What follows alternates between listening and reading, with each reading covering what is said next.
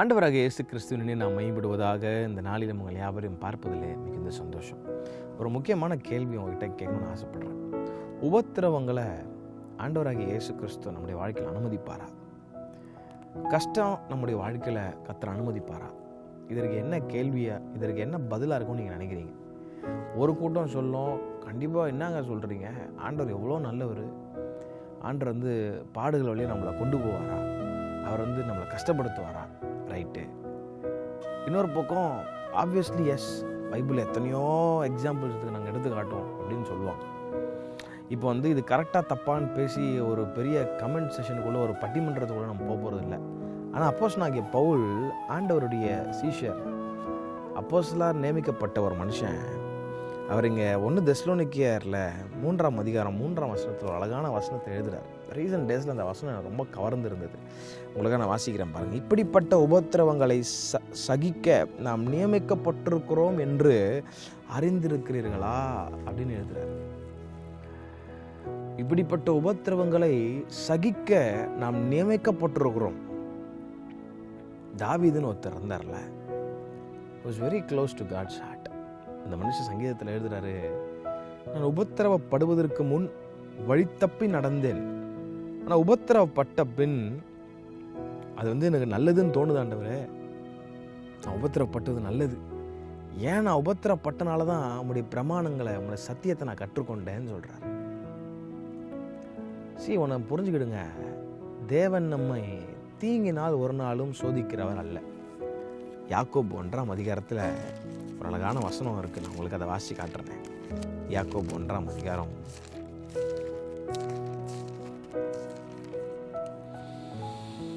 12ஆம் வசனம் 13ஆம் வசனத்தை நீங்கள் கவனிச்சு பாருங்க. உங்களுக்கு அதை வாசிக்கிறேன். சோதனையை சகிக்கிற மனுஷன் பாக்கியவான்றது. சோதனையே வேணான்னு நம்ம சொல்ல முடியாதுங்க. சோதனை வரும். இன்ஃபேக்ட் ஏசு கிறிஸ்து தான் பிரசங்கம் பண்ணார், இந்த உலகத்தில் உபத்திரம் இருக்குது, இல்லைன்னு சொல்லலை. உபத்திரம் இருக்குது, பிரச்சனை இருக்குது, போராட்டம் இருக்குது. அது எந்த விதத்திலான வரலாங்க அது. ஆனால் இதெல்லாம் திடன் கோல் சகிக்க கற்றுக்கொள்ளுன்றார். நான் உலகத்தை ஜெயிச்சிருக்கிறேன், நான் உன் கூட இருக்கிறேன், உன்னை நான் கற்றுத்தரேன் அப்படின்னு சொல்கிறார். யாக்கோபு நிருபக்காரன் ரொம்ப அழகாக எழுதுறாரு, சோதனையை சகிக்கிற மனுஷன் பாக்கியவான், அவன் உத்தமன் என்ற விளங்கின பின்பு கர்த்தர் தம்மிடத்தில் அன்பு கூறுகிறவர்களுக்கு வாக்குத்தத்தம் பண்ணின ஜீவகிரீடத்தை பெறுவான். அப்போ சோதனையை சகிக்கிறவர்களுக்கு ஒரு பிரைஸ் இருக்குது, ஜீவகிரீடன்னு ஒன்று வச்சிருக்கிறார் கர்த்தர். 13ஆம் வசனம் பாருங்களேன். சோதிக்கப்படுகிற எவனும் நான் தேவனால் சோதிக்கப்படுகிறேன் என்று சொல்லாது இருப்பானாக. தேவன் பொல்லாங்கினால் சோதிக்கப்படுகிறவர் அல்ல, ஒருவனையும் அவர் சோதிக்கிறவரும் அல்ல. தீமையினால் ஒரு நாள் கர்த்தர் சோதிக்க மாட்டார். But sometimes it takes us through some tough situations. யோபு என்ற பக்தன் சொல்றார், அவர் என்னை புடமிடட்டும், அவர் என்னை சோதிக்கட்டும், அவர் என்னை சோதித்த பிறகு நான் சுத்த பொண்ணாக விளங்குவேன். அவர் என்னை டெஸ்ட் பண்ணட்டும், அவர் என்னை டெஸ்ட் பண்ணட்டும், அப்போ அவள் come out as a pure gold அப்படின்றார். சோதனையே வேணான்னு சொல்கிறீங்களா? இந்த உலகத்தில் பிறந்த எல்லா மனுஷனுக்கும் சோதனை இருக்குங்க. இயேசு கிறிஸ்து சோதிக்கப்பட்டார், பட் அதை ஜெயிச்சார் ஆண்டவர்.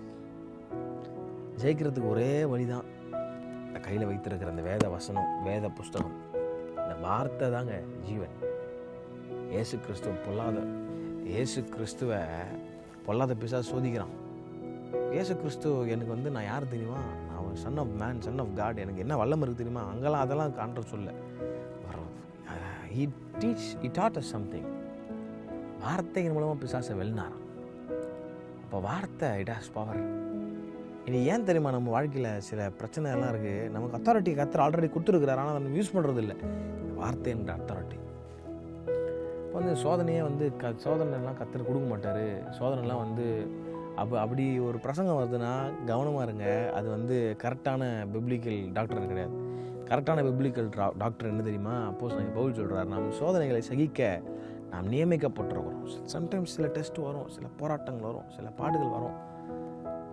அவர் தம்மை சோதிக்கப்பட்டு பாடுபட்டதுனாலே சோதிக்கப்படுகிற யாவருக்கும் உதவி செய்ய வல்லவராக இருக்கிறாராம்.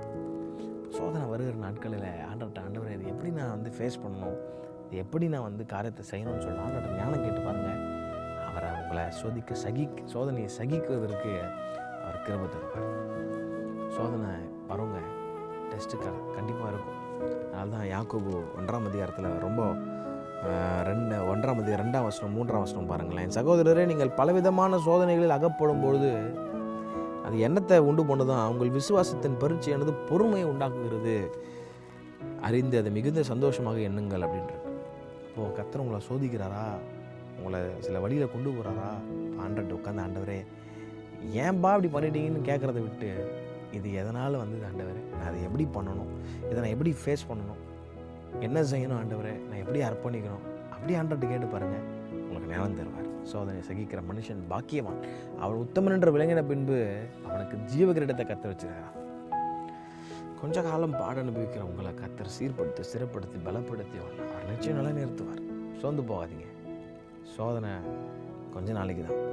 சில நேரத்தில் டெஸ்ட் பண்ணுறாருன்னா ஒரு ரீசன் வச்சிருக்கிறார் கர்த்தர். அவர் என்ன கொன்று போட்டாலும் அவரை நான் நம்பிக்கையாக இருப்பேன், அவர் என்னை சோதித்த பிறகு நான் சுத்த பொண்ணாக விளங்குவேன்றார். அப்படிப்பட்ட ஒரு விசுவாசம், இந்த இடம் நம்பிக்கை உங்களுக்குள்ளே பறக்கட்டும். அப்படியே உங்களை ஆசீர்வதிக்கிறேன். இப்போது இந்த நாள் முழுவதும் நீங்கள் அறிக்கை பண்ண வேண்டிய வார்த்தை, சோதனை சகிக்க எனக்கு கிருபை தாங்க ஆண்டவரே. சின்ன சின்ன சோதனை வரும், டெஸ்ட் வைக்கும், ஆங்கர், நம்ம ஃபார் எக்ஸாம்பிள் ஒரு ஆங்கர் மேனேஜ் பண்ணுவார், பயங்கர கோவம் வரும் சில பேருக்கு, அதில் சில டெஸ்ட் வைப்பார் ஆண்டவர். அப்போ அதில் ஆண்டவர் எனக்கு கற்றுத்தாங்க ஆண்டவரே அப்படின்னு ஆண்டவர் சின்ன சின்ன விஷயத்தில் கூட ஆவியானவரை கேட்டு பாருங்களேன், அவர் ஹெல்ப் பண்ணிட்டு கர்த்தர் தாமே உங்களை யாரையும் ஆசீர்வதிப்பாராக. ஆமென்.